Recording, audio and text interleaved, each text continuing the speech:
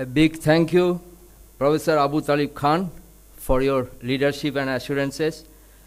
Now, I would request Professor Sugata Bose, Distinguished Gardiner Professor of Oceanic History and Affairs, Harvard University, USA, and Distinguished Member of the Parliament, who is a versatile historian who needs actually no introduction, and he has traversed the area as a versatile historian, which is very uncommon these days.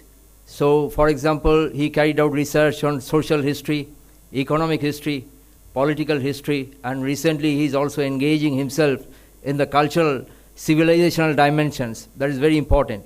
So it's a very comprehensive approach towards research, and not only that, his prolificity and scholarship is manifested in several publications, so I'm not delving deep into that. But I would mention that from the very beginning, he is not only the Gardiner Professor of Oceanic History, but in the ocean, like a lighthouse, he is directing us, he is guiding us. So our heartfelt thanks to Professor Bose once again. So Professor Bose, please deliver the inaugural address. Professor Bose.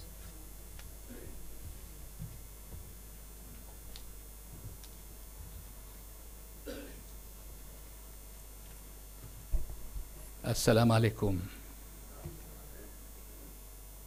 I am deeply grateful to the Shah Abu Bakar Siddique Memorial Committee of Furfura Sharif for inviting me to deliver the inaugural address at this fascinating international seminar.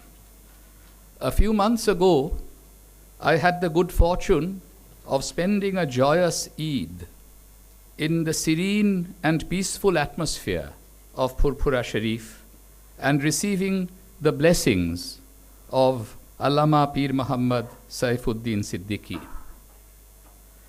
It is rare for devotees and admirers of a religious leader to invite historians and scholars in exploring the past. But that is precisely what the organizers of this unique event, led by Sayyid Muhammad Bahauddin, wanted to do. His younger brother, Nizam, who is also my younger brother, stayed in touch with me to ensure that I could join you at the ceremonial launch of the seminar this morning. In the august presence of distinguished scholars from foreign lands, I am delivering this inaugural address in English. I would like to begin, however, by reciting a Bengali translation by Dr. Muhammad Shahidullah of a beautiful verse composed in Persian by Pir Hazrat Shah Sufi Fateh Ali, who was a preceptor of Shah Abu Bakar Siddique. Jodi she ruper raja pa rakhe mor aankhir pore, biliye dibo din duniya tar choroner dhulir tore, tar piriti jalaye niti poran emon buker majhe, agun para mor hahakar daye golaye pashanere. What a heartwarming invocation of the beauty and majesty of the Almighty. The life and times of Shah Pir Abu Bakar Siddique span nearly a century of socio-religious and educational reform from the mid-19th to the eve of World War II. He was a key intellectual figure who helped shape the contours of a Bengali Muslim ecumene that stretched across the Ganga and Brahmaputra deltas of eastern India. A great deal has been written on the Hindu and Brahmo elements of the creative Bengali engagement with modernity in the colonial era. Many aspects of that history are being celebrated in the bicentennial celebrations of Presidency University this month. We also know a fair amount about the efforts of the Muslim elites in North India, led by men like Syed Ahmad Khan and Maulana Shibli Numani, in the crafting of an Indian Muslim modernity. I hope this seminar will restore the balance somewhat by taking account of the Bengali Muslim cultural stirrings during that same period. Pir Abu Bakr Siddique was born in the aftermath of the Shahadat of Sayyid Ahmed of Rai Bareli and Shah Ismail in the northwest frontier of India. Even though the martyrs of Balakot perished in 1831, their ideological reverberations continued to be felt strongly during the middle decades of the 19th century. As late as 1871, W. W. Hunter wrote in his book, The Indian Musalmans, "For years a rebel colony has threatened our frontier, from time to time sending forth fanatic swarms who have attacked our camps, burned our villages, murdered our subjects, and involved our troops in 3 costly wars.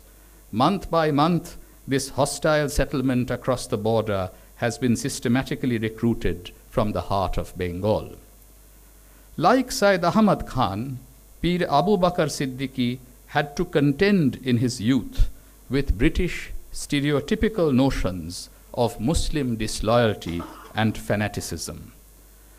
He died just before the passage of the Lahore Resolution calling for the creation of autonomous and sovereign states in the Muslim majority regions of northwestern and eastern India.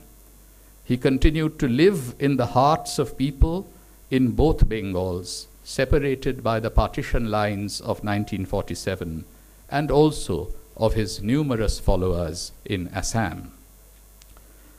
In telling the life stories of spiritual leaders, it is not easy to disentangle biography from hagiography, and I think Tony Stewart will be speaking on this subject later on.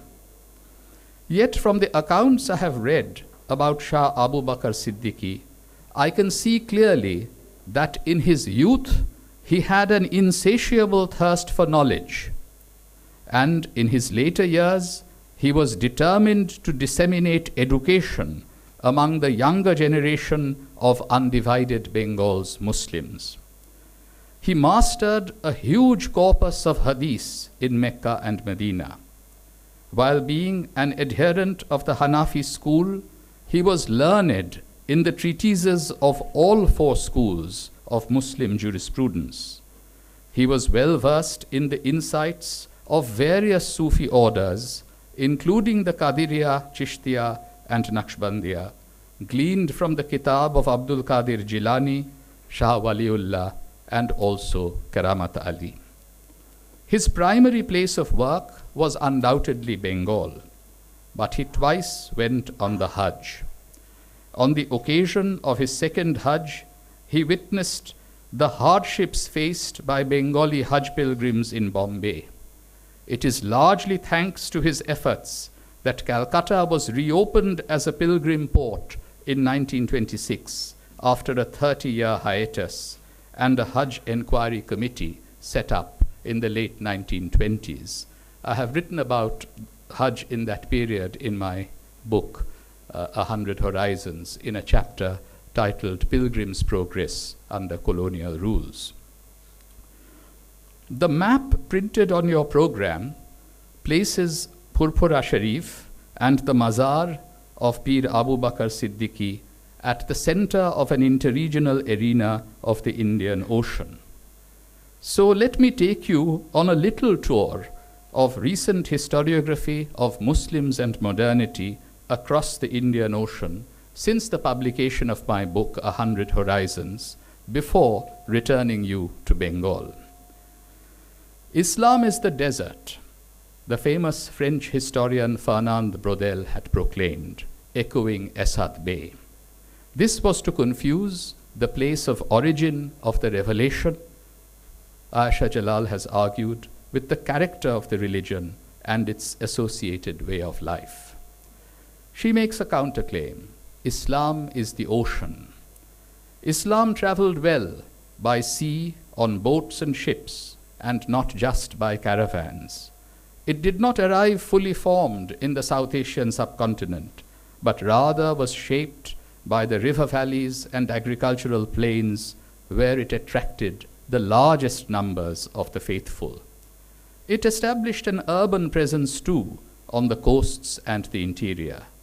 The entanglement of Islam with the agrarian environment of reclamation and cultivation in Bengal, as well as varied urban settings of rulership, trade, and bazaars in the Gangetic Plain, has been well studied by historians of the late medieval and early modern periods.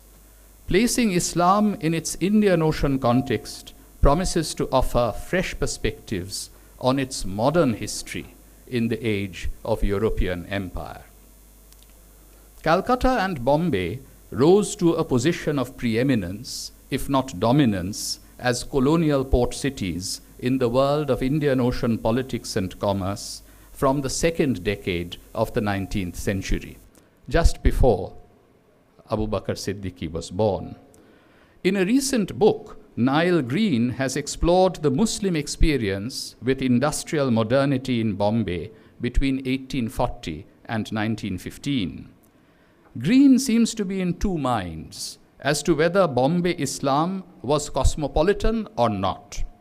The book opens dramatically with the collapse of a block of the Sitaram building in 1903, a disaster that was rumored to have been retribution for an insult offered by its Hindu owner and British customers at a bar on its ground floor to the shrine across the street of a saint named Pedro Shah, a Portuguese sailor who had converted to Islam. Green interprets his spectacular miracle as symptomatic of the larger pressures of cosmopolitan modernity that helped create a marketplace for religions in the city surrounding them. Bombay is seen to have emerged as the cosmopolis of the Indian Ocean. Muslim writings in trans-regional languages such as Persian, Urdu, and Arabic circulated across the Western Indian Ocean as far as South Africa. These are analyzed to explore what is described as an industrial and cosmopolitan environment. Yet in summarizing his argument, Green takes a contradictory position. In the most industrialized, technological, and cosmopolitan city of the West Indian Ocean, he asserts, the most successful religious productions were not modern, disenchanted Protestant Islams, but cults that were enchanted, hierarchical, and ritualistic. They were neither uniform in characteristics nor cosmopolitan in outlook, but highly differentiated and parochially communitarian. They were neither reformed nor modernist, but customary and traditionalist. The deployment of the market model of a religious economy leads to a second contradiction. Muslims are said to have consumed the Islamic products and services on offer as rational agents. That seems to toss the enchanting quality of Bombay Islams into the Arabian Sea. An eagerness to contest the historian Christopher Bailey's thesis about the rise of the global uniformity of world religions in the course of the 19th century has led Green to exaggerate diversity and diversification. We need a better conceptual framework to make sense of the religious experience of subaltern groups in conditions of modernity. Instead of drawing a sharp dichotomy between the one and the many, reformist versus customary Islam, modernity against tradition, a subtler and better approach would be to accept the interplay of the singular and the plural, and the many accommodations between the supposedly reformist and customary strands of Islam. The interplay of the reformist and customary is evident in the teachings of Pir Abu Bakar Siddique. He called for reforms in many aspects, but he was in favor of Mazar Ziyarat, for example. The graves of Sufi saints were to be venerated. Muslim shrines, as we all know, drew large numbers of non-Muslim devotees, as in the case of the shrine of Haji Ali in Bombay and Maula Ali Shah in Calcutta. The Haji Ali shrine on the Bombay sea face was constructed in memory of a wealthy Bukhara merchant who gave up his worldly possessions to go for Hajj. The relevance of the Indian Ocean interregional space in modern times was underscored by the reconstruction of the Nakhoda Mosque in Calcutta under the patronage of the Kachchi Memons in 1926. Shah Abu Bakar Siddique had strong intellectual ties with the Nakhoda Mosque. Cosmopolitanism must not be confused with global uniformity. It may be possible to delineate the features of local cosmopolitanism emanating from Bombay or Calcutta or Hooghly into the Indian Ocean interregional arena, much in the same way that Eng Seng Ho has narrated so astutely in his book, The Graves of Tarim. The colonial port cities were by no means the only or even chief conduits of South Asian Islam's engagements with the wider Indian Ocean interregional arena in the 19th and 20th centuries. In Sunil Amrit's book, Crossing the Bay of Bengal, on Tamil migration, a relatively small coastal town of Nagaur emerges as the nodal point of the diffusion of a cosmopolitanism of the Tamil Muslim assortment across the eastern Indian Ocean. The spiritual center is the Sufi mystic Shahul Hamid's Dargah or shrine, replicas of which can be found in Singapore and Penang. Seema Alavi's recent book evokes expressions of a Muslim cosmopolitanism in the interstices of the Ottoman and British empires during the late 19th century. She does so by following the itineraries and sifting through the textual productions of 5 Muslim men of religion, including Maulana Kairanvi, who fled India after the British crushed the 1857 rebellion. As long as the Ottoman Empire supplied an alternative locus of temporal sovereignty, these émigrés had a space where they could articulate a global Muslim sensibility. Alavi sees this form of cosmopolitanism between empires as a challenge to the emerging power of the nation and a precursor to the idea of transnationalism in the 20th century.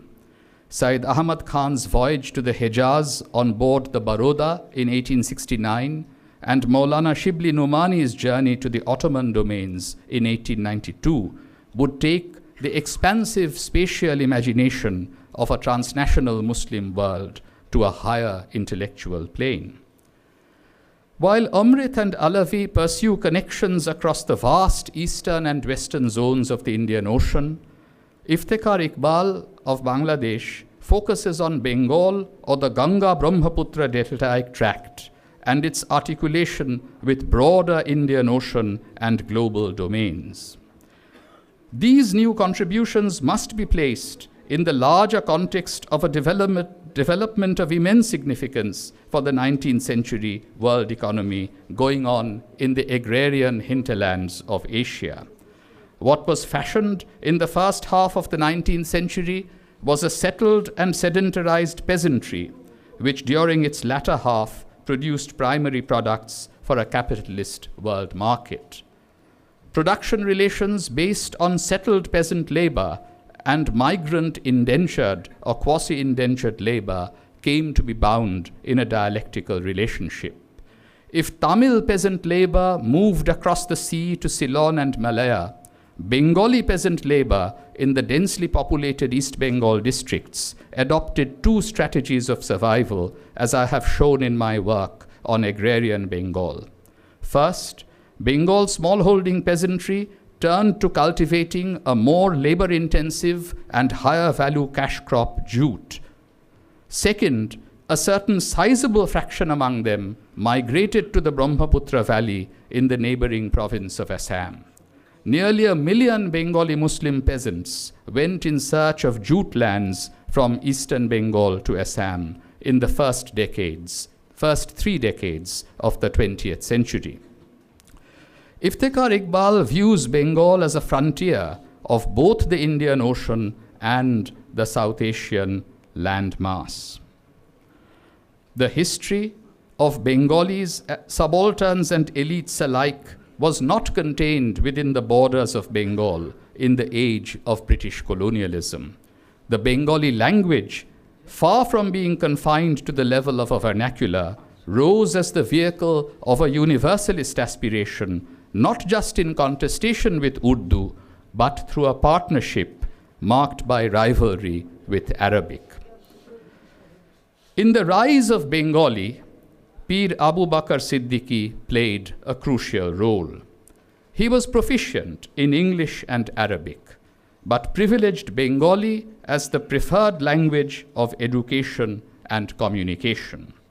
In the middle decades of the 19th century, Muslims in different regions of India had to contest the evangelical denunciation of Islam, especially disparaging accounts of the Prophet under colonial auspices by the likes of Karl Fander and William Muir.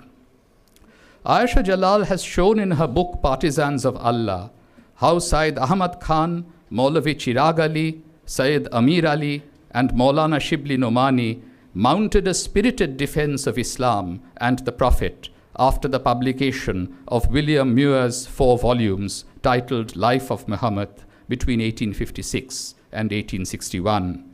Syed Ahmad Khan wrote 12 essays in Urdu, which were published in English translation as Essays on the Life of Muhammad in 1870. Categorizing Syed Ahmad's writings as an apologia, Ayesha Jalal has argued, undermines their intellectual value and denies Muslims a right of response to ill-informed criticism. Syed Amir Ali initially wrote a book titled A Critical Examination of the Life and Teachings of Muhammad, which he later expanded into the more famous book, The Spirit of Islam. Like Amir Ali, Chirag Ali too wrote in English, while Shibli Nomani wrote his classic Siratul Nabi in Urdu. Shah Abu Bakar Siddique, along with his murids and khalifas, put up their oral and written defense against proselytization by Christian missionaries in Bengali. They may have been able to link the elite and subaltern domains of Muslim society better in Bengal than was the case in North India. My PhD student, Mo Banerjee, who is present in the audience, has studied the discourse of Munshi Meherullah, who was influenced by the Pir of Furfura Sharif, and she has studied also the debates that Munshi Meherullah had with Sheikh Jamiruddin. When Meherullah died in 1907, a pall of grief descended on the villages of Jessore and Nadia, and laments were expressed in Calcutta newspapers, such as Mihir o Sudhakar. In addition to having a network of articulate followers in rural Bengal, Shah Abu Bakar Siddique had close ties with the major Calcutta newspapers, as Said Bahauddin was mentioning, such as Mihir o Sudhakar, Muhammadi, Islam Darshan, and Muslim Hitoishi. It was at the turn of the 20th century that the Pir of Furfura Sharif was poised to play a leading role in educational efforts within Muslim society.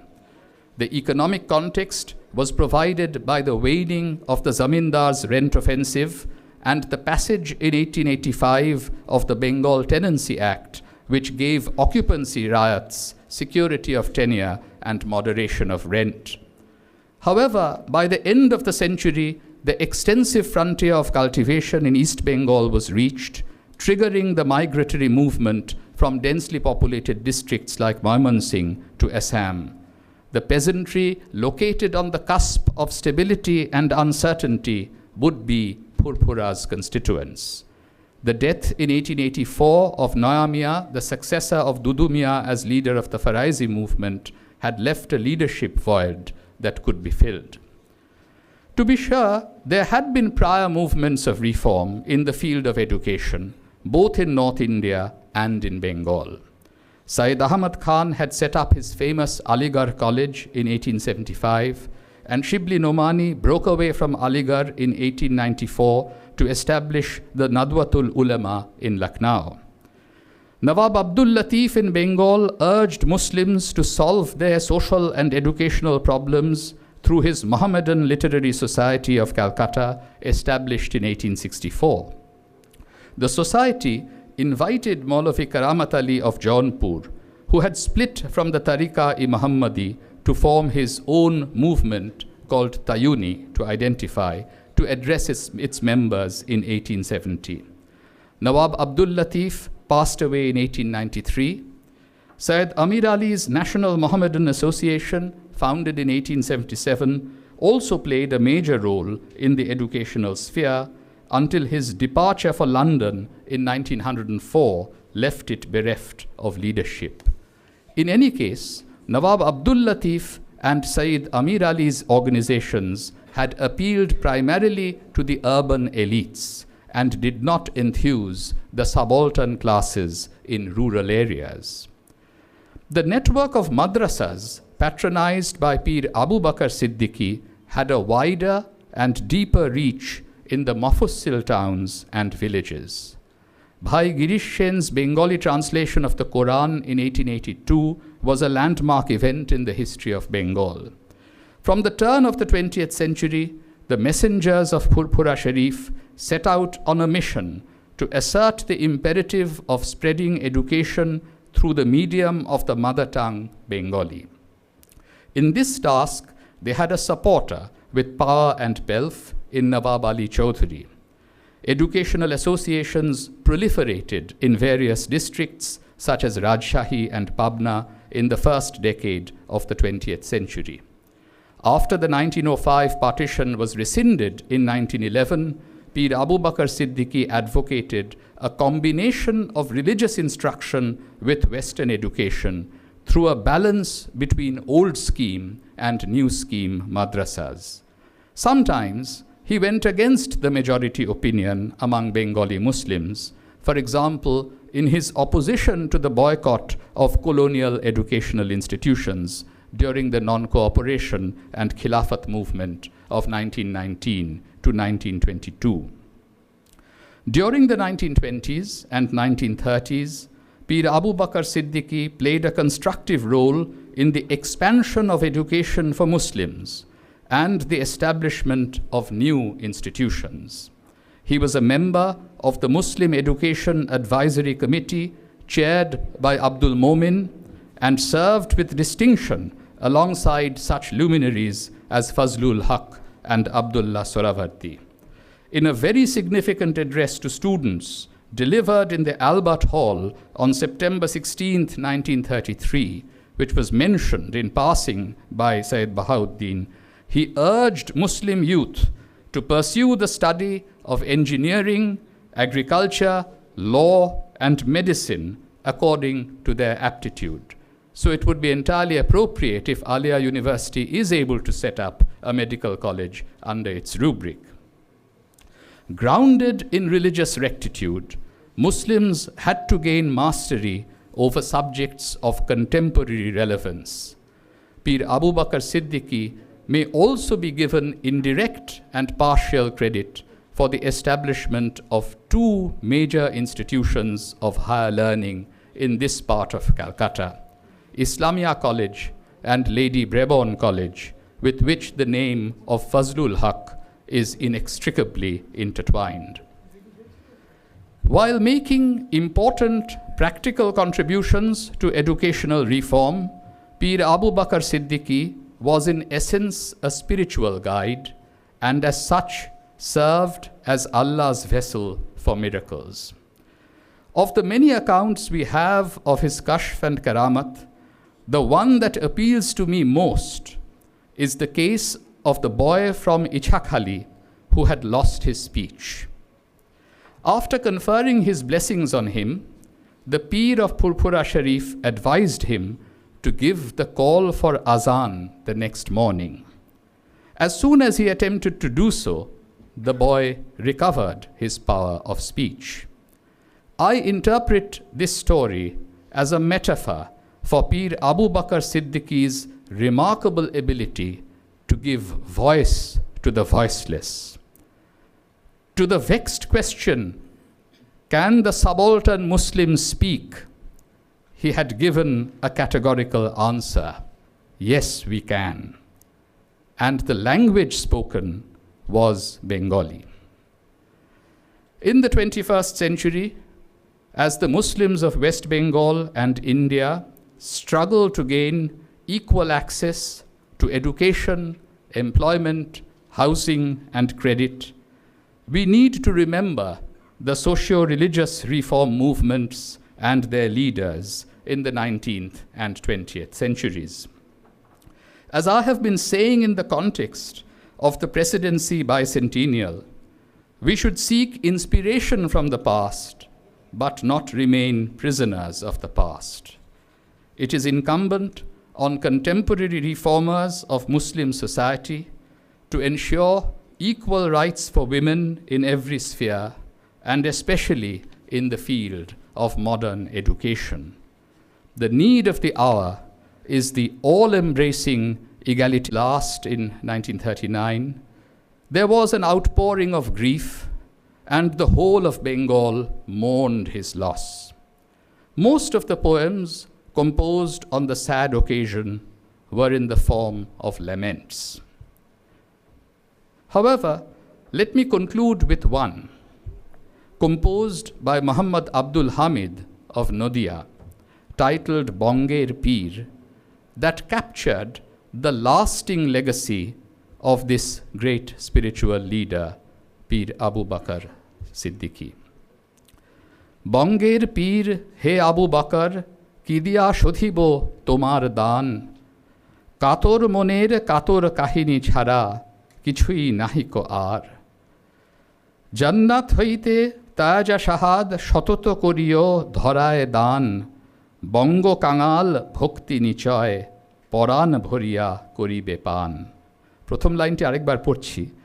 বঙ্গের পীর হে আবু বকর কি দিয়া শুধিব তোমার ধার কাতর মনের কাতর কাহিনী ছাড়া কিছুই নাহিক আর জান্নাত হইতে তাজা শাহাদ শতত করিও ধরায় দান বঙ্গ কাঙাল ভক্তি নিচয় পরাণ ভরিয়া করিবে পান। অনেক ধন্যবাদ।